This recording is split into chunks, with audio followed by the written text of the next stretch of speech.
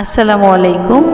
আবৃত্তি করছি বিখ্যাত কবি বেগম সুফিয়া কামাল এর কবিতা পল্লী স্মৃতি। বহুদিন পরে আজি মনে পড়ে পল্লী মায়ের কোল, ঝাউ শাখে সেথা বনলতা বাঁধি হরষে খেয়েছি দোল। কুলের কাটার আঘাত লইয়া কাঁচা পাকা কুল খেয়ে অমৃতের স্বাদ যেন লোভিয়াছি গায়ের দুলালি মেয়ে। পৌষ পার্বণে পিঠা খেতে বসে খুশিতে বিষম খেয়ে আর উল্লাসে বাড়ি আছে মনে মায়ের বকুনি পেয়ে।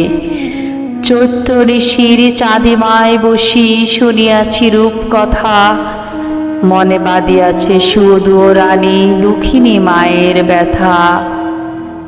তবু বলিয়াছি মার গলা ধরে, মাগো সেই কথা বলো, রাজার দুলালে পাষাণ করিতে ডাইনি করে কি ছলো। 700 সাপের পাহারা কাটায়ে পাতাল বাসিনী মেয়ে, রাজার ছেলেরে বাঁচায়ে কি করে পৌঁছিল দেশে যে। কল্পপূরিণী স্বপনের কাঠি বুলাইয়া শিশু চোখে, তন্দ্র দোলায় লয়ে যেতে মোরে কোথা দূর ঘুম লোকে।